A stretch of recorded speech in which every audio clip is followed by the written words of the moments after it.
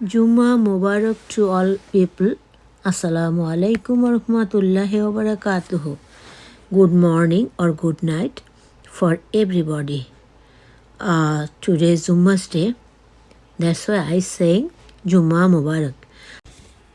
আজ থাকছে সূরা হামিম সাজদার বাংলা অর্থ উইথ তাৎপর্য। সূরা হামিম সাজদা বা বুসসিলাত এর ৩৩ নম্বর আয়াতে আল্লাহ তাআলা ঘোষণা করেছেন যে মানুষের মধ্যে সর্বোত্তম কথা বা বাকশৈলী তার যে মানুষকে আল্লাহর দিকে ডাকে, মানে দাওয়াত দেয়, নিজে ভালো কাজ করে এবং গর্বের সাথে বলে আমি একজন মুসলিম আত্মসমর্পণকারী। এই আয়াতটি ঈমানদারদের সাহসিকতার আমল এবং দাওয়াতের মাধ্যমে আদর্শ শ্রেষ্ঠভাবে তুলে ধরার তাৎপর্য বর্ণনা করে। সূরা হামিম সাজদা ৩৩-এর তাৎপর্য ও ব্যাখ্যা। আল্লাহর দিকে আহ্বান করার অর্থ হলো মানুষকে তাওহীদের পথ, ইসলামের সুন্দর জীবন ব্যবস্থা এবং পরকালের সাফল্যের দিকে নিয়ে আসার প্রচেষ্টা করা। এটি সবচেয়ে উত্তম কর্ম। সৎকর্ম শুধু কথা বলা নয়, নিজের জীবনে ইসলামের প্রতিটি নির্দেশ মেনে চলা এবং ভালো কাজ করা দাওয়াতের সাথে কাজের সাথে মিল থাকা অপরিহার্য। অর্থাৎ আমি যে কাউকে ইসলামে দাওয়াত দিব, আমার মধ্যে সেই গুণাবলীগুলো থাকা একান্তই জরুরি। আমি একজন মুসলিম বলা মানে হলো ইমানের উপর অটল থাকা এবং যে কোনো পরিস্থিতিতে, এমনকি কঠোর প্রতিকূলতায় নিজের মুসলিম পরিচয় নিয়ে গর্ববোধ করা। সেটা অহংকার না, সেটা আত্মতৃপ্ততা। চরম প্রতিকূলতার দৃঢ়তা। এই আয়াতটি এমন সময় অবতীর্ণ হয়েছিল যখন ইসলামের দাওয়াত দেওয়া ছিল অত্যন্ত বিপজ্জনক, ঠিক যেন হিংস্র পশুর মাঝে বাস করা। মানে এটা যখন আমাদের নবী রাসূলরা করেছিলেন, ইসলামের দাওয়াত দিয়েছিলেন, সেটা খুবই কঠিন একটা সময় ছিল। তারা সেই কঠিনকে জয় করে নিয়ে আজকের ইসলাম। সুবহানাল্লাহ, আলহামদুলিল্লাহ, লা ইলাহা ইল্লাল্লাহ, আল্লাহু আকবার। এই পরিস্থিতিতেও ভীত না হয়ে সত্যের পথে অটল থাকা ইমানের বড় পরীক্ষা। ইসলামের শ্রেষ্ঠত্ব। দুনিয়ার সব কাজের মধ্যে এই কাজটি সর্বোত্তম, মানে সব কাজের মধ্যে এটা সর্বোত্তম, মানে সবচেয়ে ভালো কাজ হিসাবে গণ্য করা হয়েছে, কারণ এটি মানুষকে অন্ধকার থেকে আলোর দিকে নিয়ে আসে। সুবহানাল্লাহ। এটার মূল শিক্ষা কি? আল্লাহর পথে ডাকা, নিজের জীবনে ইসলামের বাস্তবায়ন, মুসলিম হিসেবে নিজের পরিচয় নিয়ে মানে আত্মতৃপ্ততা প্রকাশ করা, যে কোনো পরিস্থিতিতে অটল থাকা। সহজ কথায় আয়াতটি একজন মুসলিমের জন্য দাওয়াত, আমল এবং আত্মবিশ্বাসের এক সমন্বিত রূপরেখা, যা মানুষকে আল্লাহর সন্তুষ্টির দিকে পরিচালিত করে। আমরা যেন বলি সুবহানাল্লাহ, আলহামদুলিল্লাহ, লা ইলাহা ইল্লাল্লাহ, আল্লাহু আকবার। চেষ্টা করি যেখানে কঠিন বাংলা থাকে সেটাকে আমি এমনভাবে বলে দেই যে প্রত্যেকটা সাধারণ মানুষও যেন বুঝতে পারে। সুবহানাল্লাহ। সূরা সাজদা, বিসমিল্লাহ। হামিম, এটা পরম দয়াময় অতি দয়ালু থেকে এসেছে। এর আয়াত আরবি ভাষায় কোরআন রূপে সবিস্তারে বিস্তৃত হয়েছে জ্ঞানীদের জন্য। আর এই কথাটা কি আমরা জানি যে সূরা সাজদা মক্কায় অবতীর্ণ হয়েছে সুসংবাদবাহী ও সতর্ককারী রূপে, অথচ ওদের অধিকাংশই এটা বুঝতে পারে না। ওরা সেটা থেকে দূরে থাকে, তাই ওরা শুনবে না। মাফ করো আল্লাহ। ওরা বলে, যে বিষয়ে তুমি আমাদেরকে ডাকছো সে বিষয়ে আমাদের অন্তরে আবরচ্ছন্নিত এবং কান থাকে বধির, আমরা শুনতে পাই না। ও তোমার মধ্যখানে অন্তরাল, মানে বাধা। তাই তোমার কাজ তুমি করো, আমাদেরটা আমরা করি। এটা ভুল মানুষ এই কথাটা বলে। আল্লাহ মাফ করো, আল্লাহ আমাদেরকে হেদায়েত করো, সহি বুঝ দান করো, আমিন সুম্মা আমিন।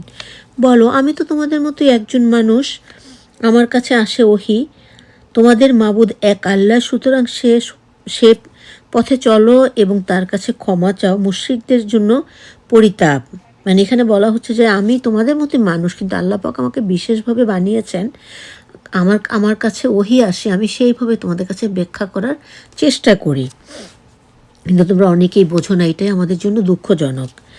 যারা দান করে না, জাকাত এবং অবিশ্বাস করে পরলোককে, মানে যারা জাকাত দেয় না এবং পরকালকে অবিশ্বাস করে, যারা ইমানদার এবং করে সৎকর্ম, তাদের জন্য রয়েছে অনাগত প্রতিদান, মানে অগণিত প্রতিদান। মানে যারা অবিশ্বাস করে এবং জাকাত প্রদান করে না, তাদের জন্য মানে শান্তি নেই। কিন্তু যারা ভালো কাজ করে নবী সুন্নাহ মোতাবেক, কোরআন মোতাবেক, তাদের জন্য রয়েছে অগণিত, মানে গুণা যাবে না এমন ভালো ভালো প্রতিদান। সুবহানাল্লাহ। বলো, তোমরা কি সত্যিই তাকে অমান্য করছো?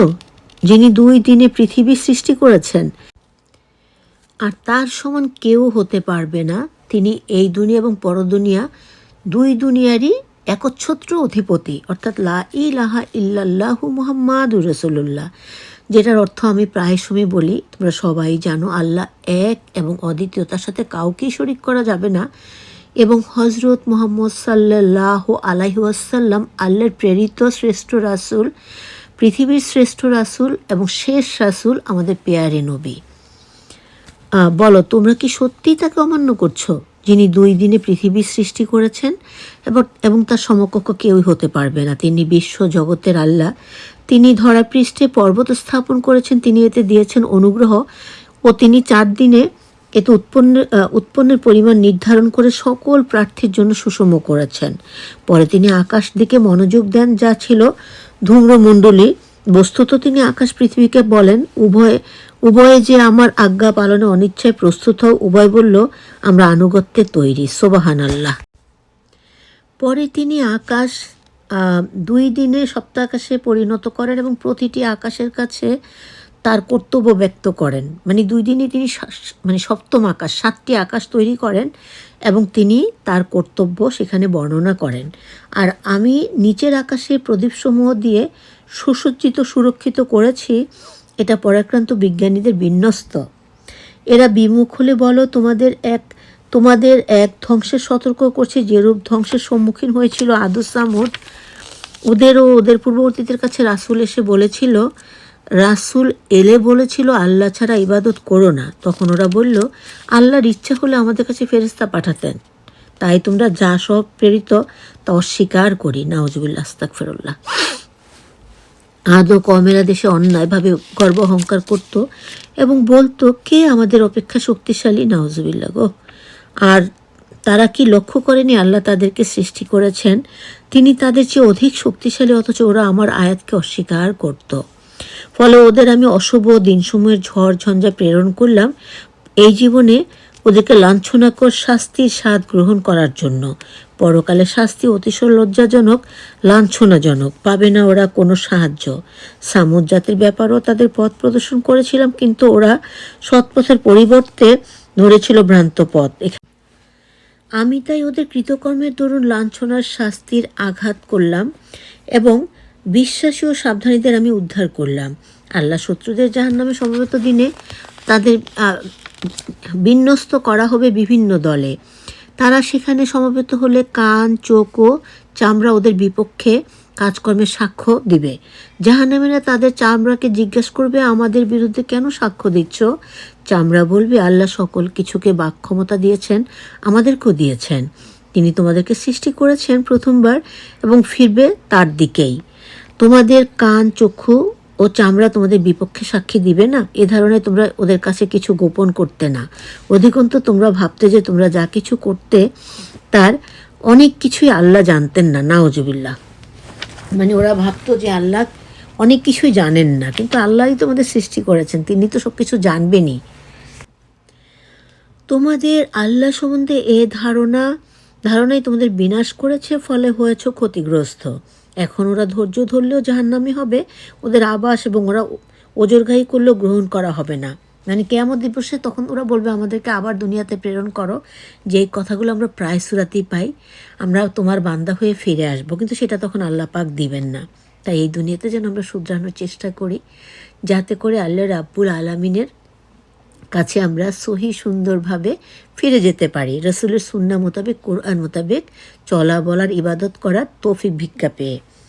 ওদেরকে দিয়েছিলাম, আমিন সুম্মা আমিন, ওদেরকে দিয়েছিলাম সঙ্গী যারা তাদেরকে অতীত ভবিষ্যৎকে করেছিল ওদের নজরে শোভন, এবং ওদের প্রতি আল্লাহর বাণী সত্য হলে ওদের পূর্বে জিন ও মানব সম্প্রদায়ের মধ্যে হয়েছিল তারা ক্ষতিগ্রস্ত। কাফেররা বলল, তোমরা এই কোরআন শুনো না এবং পাঠ সরকল সৃষ্টি করো।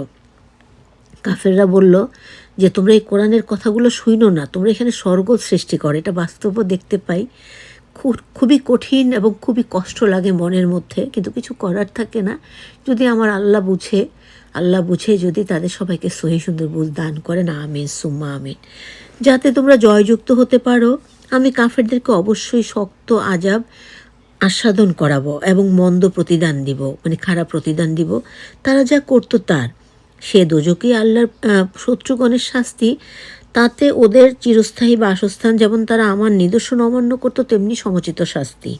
কাফেররা বলল, হে আল্লাহ, যে জিন ও মানব জাতিকে পথভ্রষ্ট করেছে ওদেরকে আমরা পদদলিত করব, যেন ওরা লাঞ্ছিত হয়।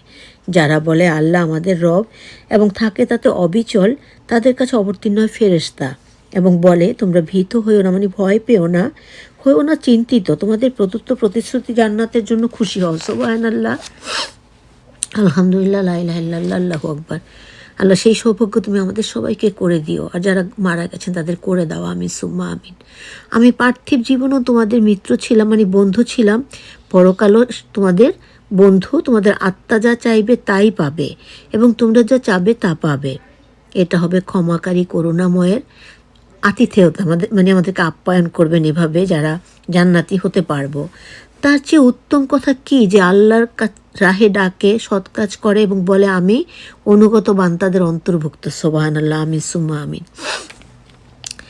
সৎ ও অসৎ এক কথা হতে পারে না, এবং কাজ দিয়ে অসৎকে বিধরিত করো। যা উৎকৃষ্ট, যার সাথে তোমার শত্রুতা ছিল সে যেন হঠাৎ তোমার অন্তরঙ্গ বন্ধু হলো। এটা ধৈর্যশীল ছাড়া ও পরম সৌভাগ্যশীল ছাড়া অপরের ভাগ্যে জোটে না। শয়তানের কুমন্ত্রণা তোমায় প্ররোচিত করলে আল্লাহর পানা নিবে। নিশ্চয়ই তিনি সর্বশ্রোতা ও সর্বজ্ঞাতা, মানে আল্লাপাক সব জানেন শোনেন। যদি আমরা কখনো ভুল করে ফেলি, আল্লাহ আমাদের হেদায়েতের পথেই রাখেন। আমরা যেন আল্লাহর কাছে পানা চাই, শয়তানের অসহস থেকে পানা চাই। আউযুবিল্লাহি মিনাশ শাইতানির রাজিম। হে আল্লাহ রাব্বুল আলামিন, তুমি আমাকে বা আমাদেরকে শয়তানের অসহসতা থেকে রক্ষা করো, আমিন সুম্মা আমিন। দিন রাত্র, চাঁদ সূর্য তার অন্যতম উদাহরণ। তোমরা সূর্য ও চাঁদকে সেজদা করো না, সেজদা করো আল্লাহকে, যিনি এগুলো সৃষ্টি করেছেন।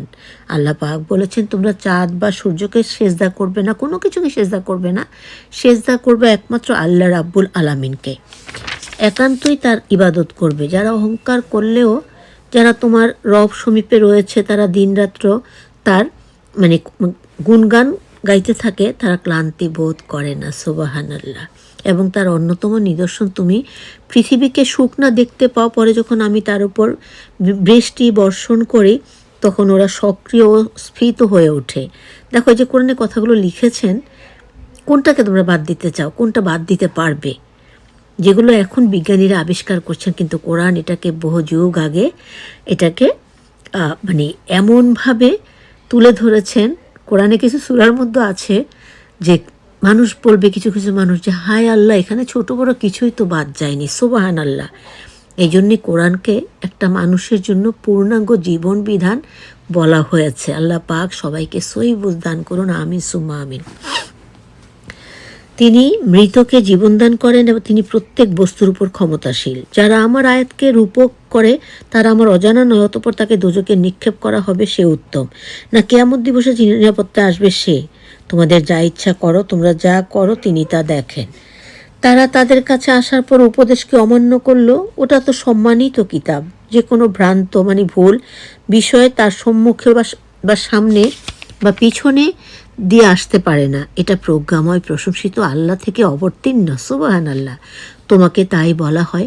পূর্ববর্তী রাসূলদের যা বলা হয়েছিল, তোমার রব ক্ষমাকারী, যন্ত্রণাদায়ক শাস্তি প্রদানকারী এবং শান্তিও তিনিই প্রদান করবেন। আমি কোরআন আরবি ভাষায় নাজিল করলে ওরা একান্তই বলতো এর আয়াত বিস্তারিত ব্যাখ্যা করা হয়নি। আজমি ভাষায়। আজমি কিতাবকে আরববাসীর জন্য বলো, যারা ইমানদার তাদের জন্য এটা পথ প্রদর্শক ও মহা ঔষধ, এবং যারা অবিশ্বাসী তাদের কানে বধিরতা, এবং এটা তাদের পক্ষে অন্ধের অন্ধের মতো আর কি, যে চোখে দেখতে পায় কিন্তু আসলেই দেখতে পায় না, কানে শুনতে পায় আসলেই শুনতে পায় না। সেটা কি? নবীর সুন্নাহর কথাগুলো আর পাক কোরআনের কথাগুলো। সুবহানাল্লাহ। এখানে সুবহানাল্লাহ বলবো না, নাউজুবিল্লাহ বলবো। আল্লাহ পাক সবাইকে সঠিক বুঝ দান করুন, আমিন সুম্মা আমিন। তাদেরকে সুদৃষ্ট স্থান হতে ডাকা হয়। আমি মুসাকে ধর্মগ্রন্থ দান করেছিলাম, তারা তাতে মতানৈক্য করল। তারা আল্লাহর পূর্ব ঘোষণা না থাকলে ওদের মীমাংসা হয়ে যেত, ওদের প্রতি বিভ্রান্তিকর সংশয় ছিল। যে সৎ কাজ করে সে নিজের কল্যাণের জন্যই করে, আর যে খারাপ কাজ করে তার ফল সে ভুগবে। আখেরাতে তার জন্য জাহান্নাম আছে। আর ভালো কাজ যারা করবে নবীর সুন্নাহ মোতাবেক, কোরআন মোতাবেক, তাদের জন্য আখেরাতে জান্নাত আছে। সুবহানাল্লাহ। তোমার আল্লাহ বান্দার প্রতি অবিবেচক নহেন।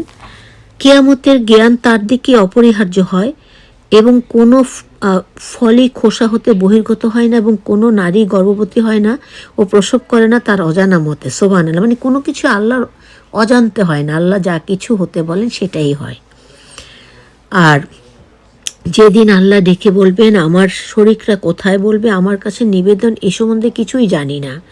আগে ওরা যাদেরকে ডাকতো তা অদৃশ্য হয়ে যাবে ও মুশরিকরা বুঝবে ওদের পালাবার আর কোনো জায়গা নাই। এখানে বলতে ভুলে গিয়েছি, আমি 25 নম্বর পাড়াতে চলে এসেছি আলহামদুলিল্লাহ। আর মাত্র 4 পাড়া হলে আমাদের কোরআন খতম হয়ে যাবে, শুদ্ধ সহি বাংলা অর্থ দিয়ে এবং সাথে তাৎপর্য। এখন আমরা সূরা হামিম সাজদার 47 নম্বর আয়াত থেকে শুরু করছি। মানে 25 পাড়ায় 47 নম্বর আয়াত থেকে আছে, সেটা থেকে আমি শুরু করেছি। অলরেডি আমি 49 আয়াতে চলে এসেছি। মানবজাতি কল্যাণ কামনায় ক্লান্তিবোধ করে না, কিন্তু তাকে দুঃখ স্পর্শ করলে সে সম্পূর্ণ নিরাশ হয়ে পড়ে। এটা হওয়া যাবে না। দুঃখ আসুক, কষ্ট আসুক, আল্লাহর কাছে তাওয়াক্কাল তো করতে হবে। তিনি ইনশাল্লাহ আমাদের শান্তি দিবেন। দুঃখ দৈন্যের পর কল্যাণ ওদের স্পর্শ করে বললে ওই সব নির্ধারিত আমার জন্যই। মানে কিছু মানুষ আছেন যারা অসুখ বিসুখের পরে ভালো হয়ে যান, অসুখের সময় আল্লাহকে ডাকেন, ভালো হয়ে গেলে বলেন যে এটা আমার জন্যই ছিল আর সেজন্য আমি ভালো হয়েছে, আল্লাহ মাফ করো। আর আমি মনে মনে করি না কেয়ামত সংঘটিত হবে। ওরা মনে করে না কেয়ামত যে সংঘটিত হবে। আমার আল্লাহর কাছে প্রত্যাবিত হলো, তার কাছে আমার কল্যাণ তো থাকবেই। কাফেরদিগের ওদের কৃতকর্ম সম্বন্ধে জিজ্ঞেস করবই, আমি তাদের ভয়াবহ শাস্তি ভোগ করাবই। নাউজুবিল্লাহ। সেই দলের অন্তর্ভুক্ত আমাদের কাউকে আল্লাহ তুমি হতে দিও না। আমিন সুম্মা আমিন। যখন আমি মানব সম্প্রদায়কে সম্পদশালী করি তখন সে আমার কাছ থেকে দূরে সরে যায় এবং যখন বিপদগ্রস্ত হয় তখন সে সুদীর্ঘ মোনাজাত করে। বলো তোমরা লক্ষ্য করো এটা আল্লাহ থেকে হলে এবং তোমরা তা অমান্য করলে এই বিরোধিতা কি অধিকতর পথভ্রষ্ট? অতি সত্বর বিশ্ব জগতে ওদের জন্য আমার আয়াত ব্যক্ত করব এবং ওদের মধ্যেও ফলে ওদের এটাই সন্দেহাতীত সত্য, তোমার আল্লাহ কি যথেষ্ট নন? সুবহানাল্লাহ। তুমি আল্লাহ আমাদের জন্য যথেষ্ট। তোমার আল্লাহ কি যথেষ্ট নন যে তিনি প্রত্যেক বস্তু দেখেন?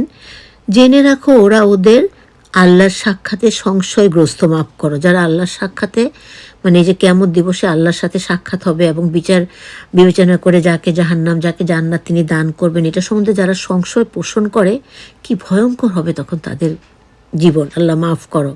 জেনে রাখো তিনি প্রত্যেক বস্তু বেষ্টন করে আছেন। মানে আল্লাহ পাক ইহকাল পরকাল সব কিছুর মধ্যেই তিনি আছেন। আমরা সূরা হামিম সাজদার 1 থেকে 54 আয়াত, অর্থাৎ 1 থেকে শেষ পর্যন্ত আয়াতের বাংলা শুদ্ধ সহজ অর্থ আছে, তার সাথে প্রথমেই আছে তাৎপর্য।